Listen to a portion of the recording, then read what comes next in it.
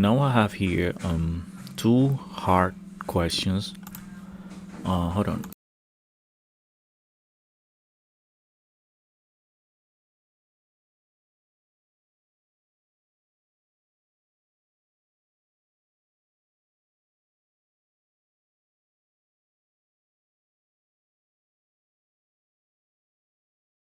Medium and hard.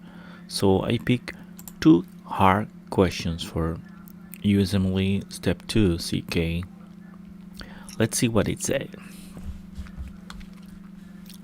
Is a 24 years old Hesta 1 para 0 woman is admitted to the hospital after a tonic-clonic seizures at 37 weeks of gestation. She's complaining of several headache, double vision, and nausea. Vital signs include pressure 165 of 90, heart rate is 91, respiratory rate is 9, and temperature is 37. The fetal rate is 118. It's 118. A urine dextip test showed 3 plus proteinuria. The patient is large. The patient is lethargic. The patient is lethargic with a Glasgow of 12 over 15. The normal is 15. And there is a +2 pitting edema in the lower extremities. Oh, these patients probably have a preeclampsia, because she's having a little blood pressure high. Blood pressure is high. She's having a altered status of consciousness. Her Glasgow is lowered. It's not normal, and she have edema. Yeah, let's keep going. Neurological exam is significant for a left eye desviation toward the nose. Paralysis of the left conjugates gaze with a paralytic left eye. Ooh, this is complicated. Alright, hemiplegia. Alright, hemiplegia. Sorry guys, I don't. English is not my maternal. I wasn't raised with English, so I can give you a different accent to different words. So here we go. Neurological exam is significant for a left eye desviation toward the nose. Okay, the left side toward the nose, toward the nose. But paralysis of the left conjugate gaze. That's look the view with a paralytic left eye and a right hemiplegia. Meningeal signs are negative. She doesn't have meningeal signs. Which of the following would most likely to be seen on the head CT scan? Remember, guys, this is a hard question. A hard question. So let's see what is the answer. Let's see what they give us. I see some specialists in doing questions. They say read this part first, then go read the vignette. So read this part first. Take a really fast view of the answers and go read the vignette. And then when you're coming back, read this again. And then starting from here all the way up. Because if you start from all the way up to down, there's going to be an answer that looks so good for you, you're going to pick it. And then probably the answer was the last one, but you never read it. So they say start here and go up. I don't know. That's a technique they say. So this patient is pregnant and have something look like a high blood pressure, altered status consciousness. She have some kind of stroke or something like that. She having a pitting edema on the lower extremity, neurologic exam is significant for lower left desviation toward the nose, paralysis of the left conjugated gaze, and paralysis of the left eye. Right hemiplegia, meningeal signs are negative, with the following that would like to be seen in the CAT scan. So what we can find in the CAT scan? Probably a tumor or something, let's say. So subcortical hypodensive region with surrounding irregular hyperdense margin, subcortical hypodense region. I don't know. Cord-like hyperparatenuation in the superior sagittal sinus. Cord-like hyperattenuation of the superior sagittal sinus. No idea. Regional of the hypertensive in the left pons. Region. Hold on 1 second.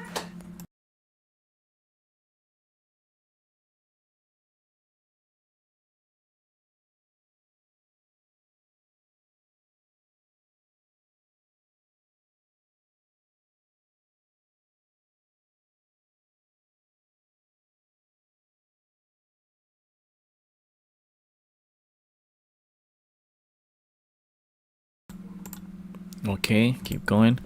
So regions of hyperdensity in the left pons. Could be hyperattenuating material in the subarachnoid space.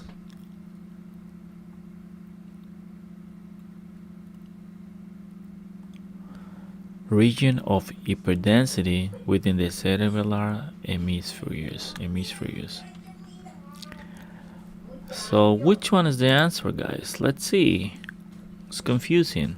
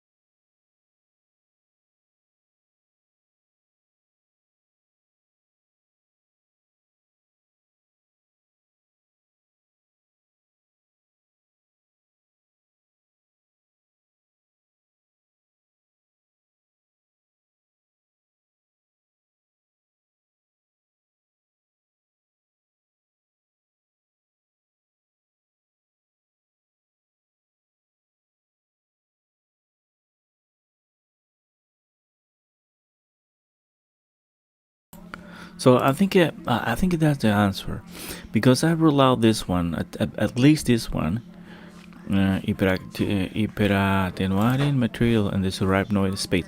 When you have some blood in the subarachnoid space, you have to have at least a little meningeal sign, and in this case, meningeal signs are negative. So this is the way. That's why I ruling out this one. Could be this one. Let's check. Sorry, there's a lot of noise here, but that's why I'm putting the audio out.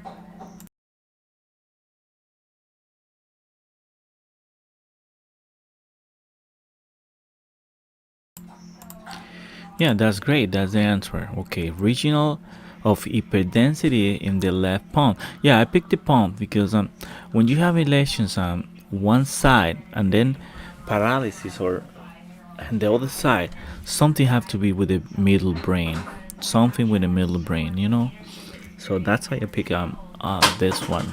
It's not because I know the answer. It's just deduction. If you having some kind of issues with one side, left side, and then they told you about the other side, right side, so something has to be with the middle brain, you know. So let's see. Let's read the answer. So the correct answer is the C. The patient is presenting with the eclampsia. Well, yeah, we thought it was eclampsia, but I'm sorry, eclampsia, because preeclampsia is different. Preeclampsia is when you haven't only the proteinuria, when you having the high blood pressure, but you don't have a complication. Preeclampsia was when you having the complication, you having seizures, and you having seizures and all the others, you know. So eclampsia is worse than preeclampsia. So this patient is presenting with eclampsia complicated by the stroke. and neurologic symptoms such as localized lesion in the palms. Okay. Intracerebral hemorrhagia is the most common cause of a stroke in women with eclampsia. An acute hemorrhage is seen in the CAT scan as a hyperattenuating lesions. Okay, good.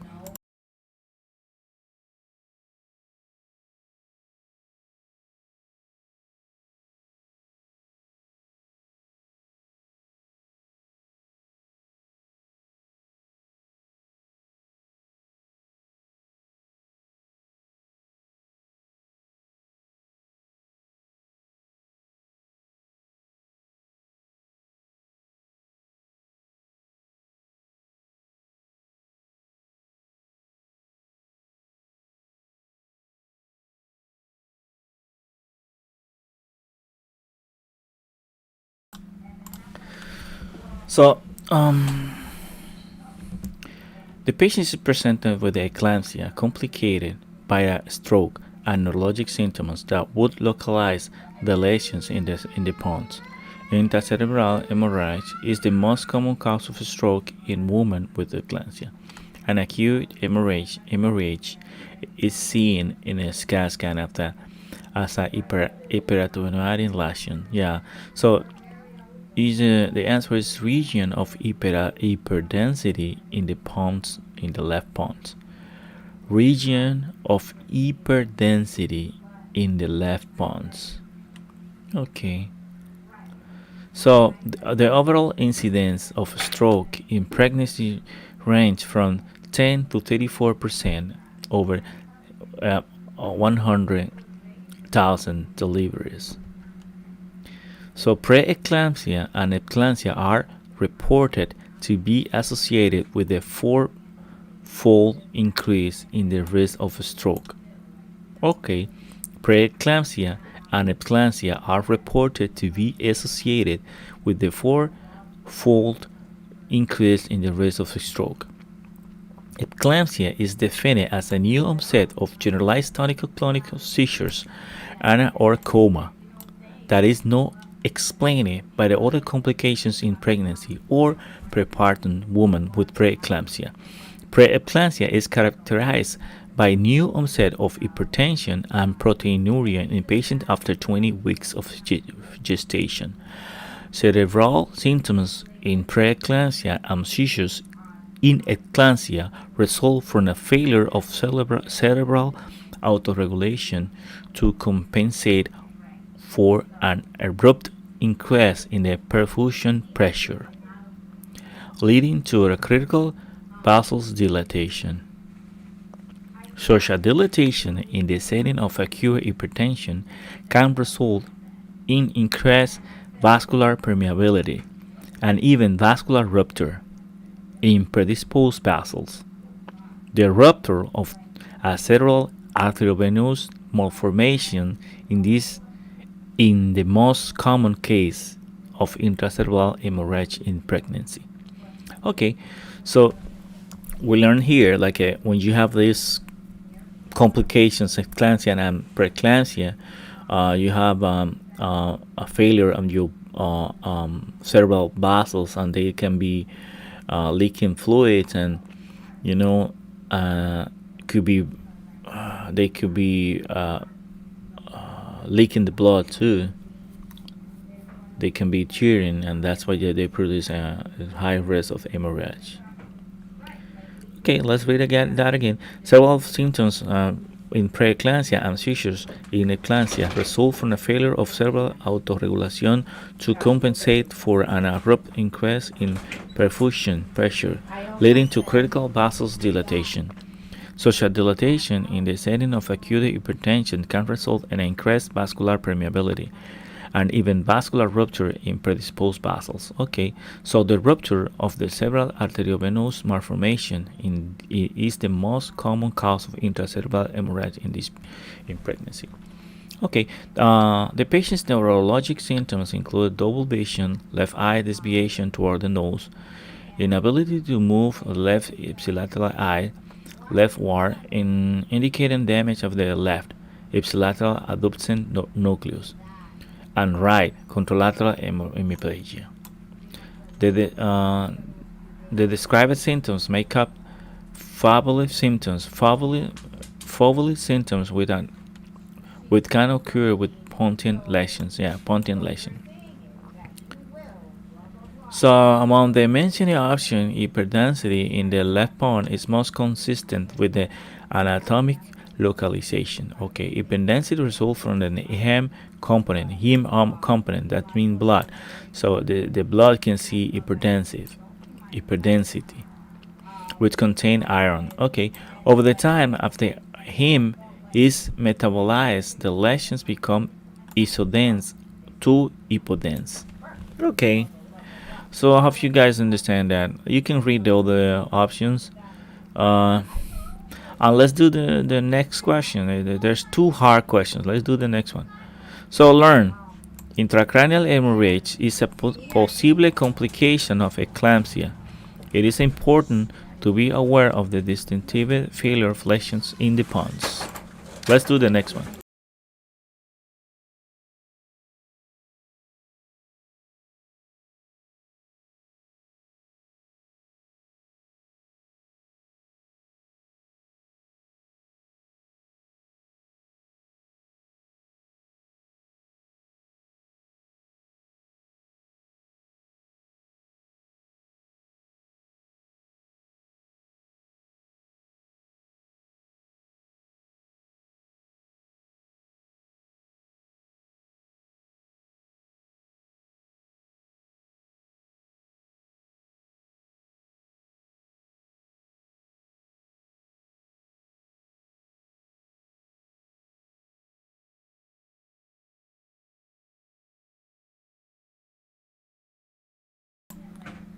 So let's. I'm assuming you guys read this one already.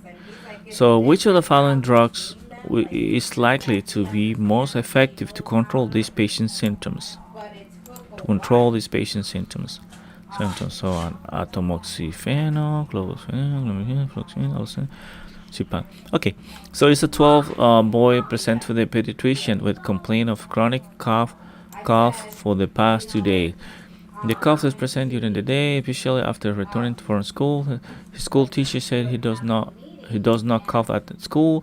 The cough is absent while he sleeps, though it increased during an examination or when the experience burned down. When he experienced burned down, his mother reported that he was on a 1 month period. That there was 1 month period where he did not cough, but during the month he used to shrug his shoulders frequently, especially when he was stressed out, fatigued. There was no history of sneezing, nasal discharge. Uh, no, no, no, no, no, no, nasal discharge, nasal congestion, headache, or symptoms of breathing difficult. There was not. So the TNA history does not suggest the presence of the mod disorder, obsessive compulsive symptoms, or attention deficit hyperactivity disorder. Does not suggest. So there's no past history of known neurological disorder, and there is no history of substance abuse. On a physical examination, his vital signs are stable. Examination of his respiratory and cardiovascular symptoms is normal. However, the pediatrician notes respiratory eye blinking. Well, asking about eye blinking, his mother report that he has had his habit since he was almost 8 years old. Okay, so Father Inquiry suggests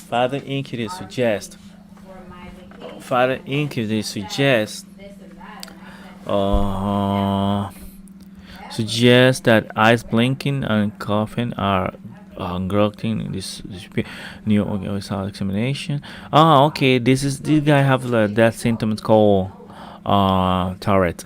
I know this is the Tourette syndrome. So eyes blinking, caution or grunting disappear a few weeks without explanation. Only to repair again. Which will find most likely medication. So this is a, I'm sure this is a Tourette syndrome. So what is the treatment for Tourette syndrome? I don't know. Let's find out. Could be.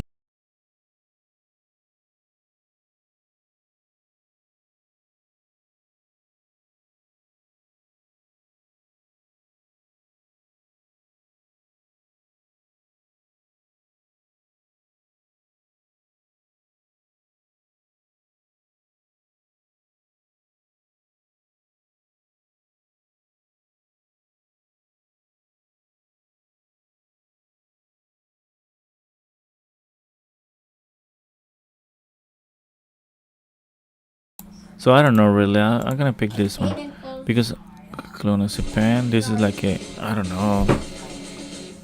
Atomoxetine is for antidepressive, and no, atomoxetine is for attention deficit disorder. So I think it's fluoxetine.